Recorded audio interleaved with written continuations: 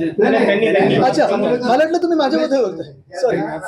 मारहाण केली आणि सीसीटीव्ही मध्ये 12 तासानंतर गुन्हा दाखल झाला, त्यानंतर एफआयआर झाली आणि त्यानंतर त्यांची पत्रकार परिषद देखील होते आणि पोलिसांच्या हद्दीमध्ये त्या ठिकाणी पोलीस. मला हेच वाटतं की आज त्यांनी पत्रकार परिषद घेण्याची हिंमत असेल किंवा निर्लज्जपणा असेल, हे सगळं जरी असलं तरी मुख्यमंत्री काय कारवाई करणार? मुख्यमंत्र्यांची इमेज स्टेकवर आहे. मुख्यमंत्रीचं गृहमंत्री म्हणून आम्हाला सांगत असतात की आम्ही असा कडक कायदा केलाय आणि AI आणलंय आणि असं केलं आणि अमुक केलं आणि तमुक केलंय. मग एका नगरसेवकाला तुम्ही बरखास्त करणार का आणि त्याची परेड काढणार का? व्यवस्था केली जात नाहीये. आता एक तुम्ही पाहिलं असेल, म्हणजे आता थोडा विषय पुढे नेतो मी. 2 वर्षापूर्वी अनेक ठिकाणून, म्हणजे मला वाटतं छत्रपती संभाजीनगर असेल, नांदेड असेल, नागपूर असेल, या 3 मेडिकल कॉलेजमधून बातम्या आल्या होत्या की लहान मुलांचा मृत्यू मृत्यूदर वाढत चाललेला आहे. मी तिन्ही ठिकाणी गेलो होतो. माझ्यासोबत अंबादास दानवेजी होते आणि आम्हाला हेच त्यावेळी जे काही त्या तिकडच्या डीननी सांगितलं होतं. पहिलं तर मी डीनना सांगितलं की आम्ही तुमच्यावर आरोप करायला आलो नाही, तुमच्यावर आक्षेप घ्यायला आलो नाही, तुमच्याकडून समजून घ्यायला आलोय की सरकार किंवा शासन कुठे कमी पडतं आणि आम्ही काय आवाज उचलला पाहिजे. तेव्हा आम्हाला हेच सांगितलं गेलं होतं की अनेक ठिकाणी छोटे छोटे विषय आहेत, जे मेडिकल कॉलेजेसचे असतील, हॉस्पिटलचे असतील. आज पण अनेक तुम्ही पाहिलं असेल घोषणा झालेली आहे की आता नर्सिंग कॉलेज इथे होणार आणि तिथे होणार. पण आज पण रेसिडेंट डॉक्टर्स यांचं स्टायपेंड वाढवलेलं आहे का? आज तुम्ही कुठच्याही शासकीय मेडिकल कॉलेजमध्ये जा किंवा मेडिकल हॉस्पिटलमध्ये जा, तुमच्या शासकीय हॉस्पिटलमध्ये जा, जे औषधं मिळायला पाहिजेत ते त्या लिस्टवरची औषधं तुम्हाला ते वेळेवर मिळतात का? आणि म्हणून जर मिळत नसतील म्हणून तुम्हाला बाजूच्या दवाखान्यात किंवा एखाद्या केमिस्टकडे पाठवायला लागतं. आता जे छोटे मोठे गोष्टी, कुठे भिंत तुटली असते, कुठे कचरा उचलला जात नाही, कुठे नर्सेस जेवढ्या पाहिजेत तेवढे अपॉइंट केले नसतात, ह्या सगळ्या गोष्टींवर जर तुम्ही पुढे कार्यवाहीच केली नाही, अंमलबजावणी केली नाही, तर पुढे काय तुम्ही कशी अपेक्षा करता आरोग्य सेवेची? नगरसेवकाला पोलीस बॉडीगार्ड दिलेला आहे, संताप व्यक्त केलेला आहे. काय सांगाल, नगरसेवकांना अशा पद्धतीने पोलीस बॉडीगार्ड मिळतात? मला वाटतं पोलीस बॉडीगार्ड त्या नगरसेवकाला एवढ्यासाठी दिला असेल की लोकांना त्याच्याकडून काही हानी होऊ नये. पण आता मला वाटतं ह्याच हॉस्पिटलमध्ये पूर्ण त्यांचं मानसिक संतुलन काय आहे, एखादा असा विषय जर समोरून कोणतरी समजून सांगतं तुम्हाला की या महिलेला NSU म्हणजे त्या लहान मुलांना जे जन्माला येईल त्याला गरज आहे, आणि एखादी महिला डॉक्टर इंटरव्ह्यू करते, तुम्हाला समजवण्याचा प्रयत्न करते आणि तुम्ही त्यांच्यावरच हात उचलता, मग ह्याला खरोखर मेंटल टेस्टिंगची गरज आहे. त्यामध्ये ते असंही बोलतोय, 5 आरोपीमध्ये ठिकाणी अटक केलेली आहे. 2 का सुटले? करा ना 5 जणांना अटक आणि काढा परेड. पुण्यामध्ये वगैरे जशी काढतात ना परेड, तशी काढा आरोपींची. आदित्यजी, लोकशाहीचं राज्य राहिले का या राज्यामध्ये? आदित्यजी, आज अधिवेशनात आवाज उचलला त्या प्रकारे हे जे चाललेलं आहे एकंदरीत कसं पाहताय? आणि आज आम्ही स्थगन प्रस्ताव देखील आम्हाला आरडाओरडा करून हक्कानी मागून घ्यायला लागला, तरी देखील तो अध्यक्षांनी नाकारला होता. दुर्दैवाची गोष्ट हीच आहे की अशा विषयांना वाव मिळतोय का? आता आम्ही आंदोलन करतोय, सगळं काही करतोय. आज डॉक्टर्सनी देखील संप पुकारलेला आहे, तरी मला वाटतं इमर्जन्सी केसेस ते हाताळतात. आणि हेच डॉक्टर्स आहेत, मी तुम्हाला परत एकदा आठवण करून देतो, कोविडच्या काळी असेल किंवा आत्ता असेल, आपत्कालीन स्थितीत असेल किंवा आत्ता असेल, दिवस रात्र कधी तुम्ही 24 तास फोन केला तरी असतात. मग ही सगळी स्टंटबाजी जी करायची होती ना, हिंमत असेल ह्या रमेश म्हात्रेंना, तर राम मंदिर लुटलं त्यांच्यावर हात उचला, जा बॉर्डरवर पाकिस्तानच्या समोर हात उचला. इथे तुम्ही दादागिरी करताना जे समाजात काही वाईट करतात त्यांच्यावर हात उचलून दाखवा ना. होती याबाबत आपण काय सांगला? आहेत ना, पण कोणाचे तरी लाडके आहेत. 19च्या वेळी भोईऱ्यांचंच तिकीट घेतलं होतं ना परत, आणि यांना द्यायला लावलं होतं आम्हाला. मुख्य गोष्ट हीच आहे की आता ठीक आहे म्हणतात ते खासदारांचे एकदम जवळचे आहेत, लाडके आहेत वगैरे, पण मग लाडके बहिणी की लाडके हे रमेश म्हात्रे कोण? आणि परत मी सांगतो की आता त्यांनी काहीतरी स्टेटमेंट दिले की डॉक्टर माझ्या मुलीसारखी वगैरे. मी जे परवा अधिवेशनात बोललो महिला शेतकरी सन्मान बिलाच्या वेळी, की कुठचीही महिला तुम्ही प्रत्येक वेळी तिला टॅग देणं गरजेचंच नाही की माझी आईसारखी आहे, माझ्या मावशीसारखी आहे, माझ्या बहिणीसारखी, माझ्या लेकीसारखी महिला आहे, तिला महिलाचा आदर दिलाच पाहिजे. रमेश म्हात्रे यांनी असं स्टेटमेंट केलं की महिलांचा आदर करणं ही बाळासाहेबांची शिकवण आहे. मात्र सीसीटीव्ही मध्ये जर पाहिलं तर हे धक्कादायक आहे. हे काय की हे नुसतं माझ्या आजोबांचं नाव घेऊन भंपकगिरी वाटेल ते बोलत आहेत. जर एवढी हिंमत आणि शिकवण त्यांनी घेतली असती ना, गुवाहाटीला पळाले नसते. पण चला, राजकारण पण मी 1 मिनिटं बाजूला ठेवतोय. येऊन इथे नतमस्तक होऊन यांची माफी मागणार आहे का रमेश म्हात्रे? असेल तर बघा, विचार आहे ना, माफ करत आहेत का? पण येऊन इथे पूर्ण लोटांगण घालून माफी मागू देतात ना. 30 मिनिटाचा व्हॉइस रेकॉर्ड आहे, जवळपास 30 मिनिटं अश्लील भाषेमध्ये महिला डॉक्टर नर्स यांना शिवीगाळ केलेली आहे. हे महाराष्ट्राला शोभनीय आहे का? महाराष्ट्र ह्या लोकांनी, आता हे जे 4-5 राजकारणी लोक आहेत आता सत्तेत बसलेले, त्यांनी एवढ्या भयानक वळणावर नेलेलं आहे. इथून परत आणण्यासाठी आपल्याला खरोखर खूप मेहनत आणि वेळ लागणार आहे.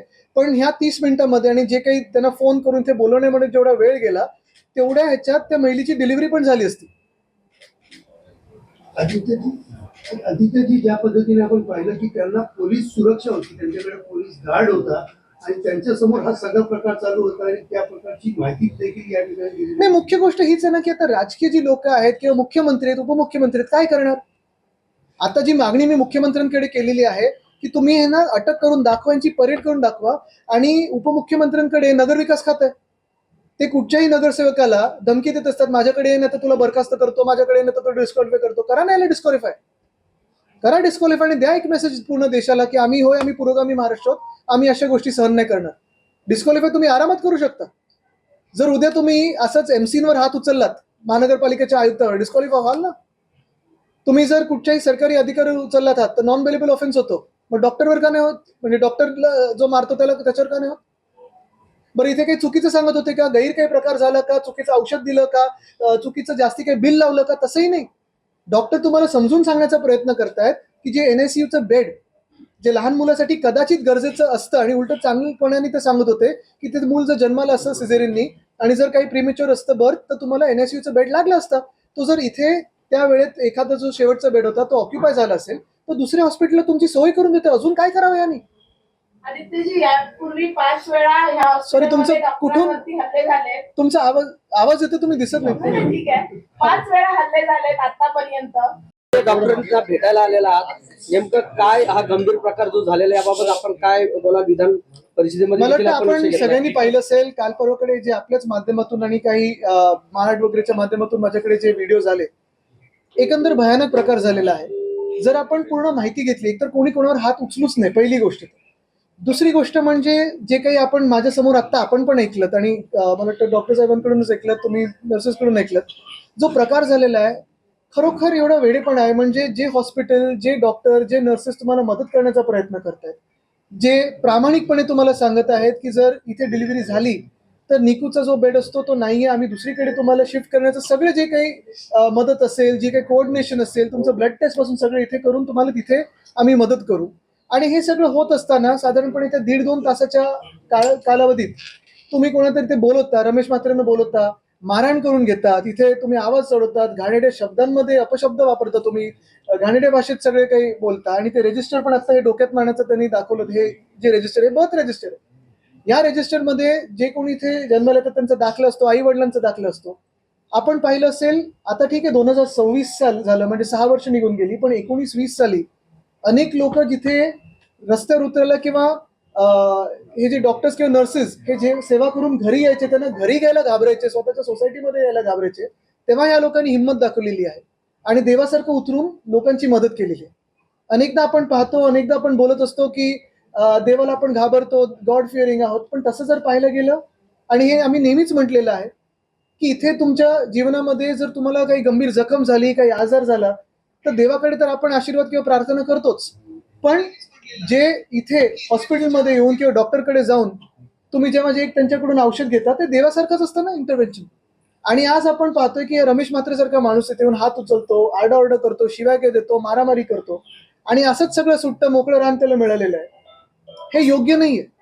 मुख्य गोष्ट हीच आहे, आज आम्ही अधिवेशनात पण हीच मागणी केलेली आहे. मुख्यमंत्र्यांना जर कदाचित त्यांना वाटत असेल, पण करता काही येते का, कारण कदाचित त्यांच्यावर वरतून प्रेशर असेल, पण कुठेही राजकीय स्टेटमेंट न करता मला वाटतं माझी मागणी ही साफ आहे, स्पष्ट आहे.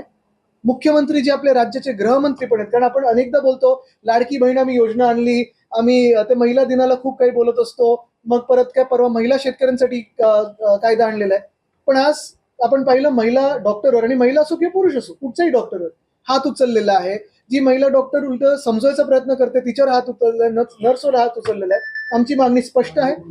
ज्यांच्यावर FIR झालेले आहेत आणि जे त्या CCTV मध्ये दिसलेले आहेत आणि ज्यांची नावं हे नर्सेस किंवा डॉक्टर्स तुम्हाला देतील, त्यांच्यावर फक्त FIR नाही तर अटक होणं गरजेचं आहे. अटक करून त्यांची परेड करणं गरजेचं आहे की हे पुन्हा एकदा कुठच्या या शहरात घडू नये.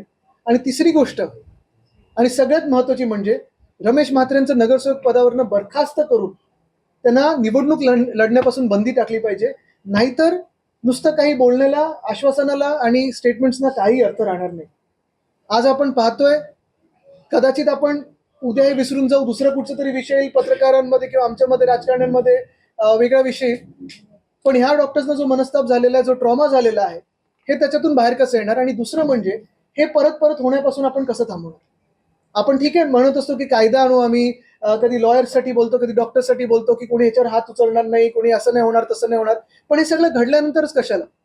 आत्ता कारवाई करायची संधी आहे, मुख्यमंत्र्यांना आत्ता कारवाई करायची वेळ आहे, संधी आहे, त्यांनी आत्ता ती करून दाखवली. जवळपास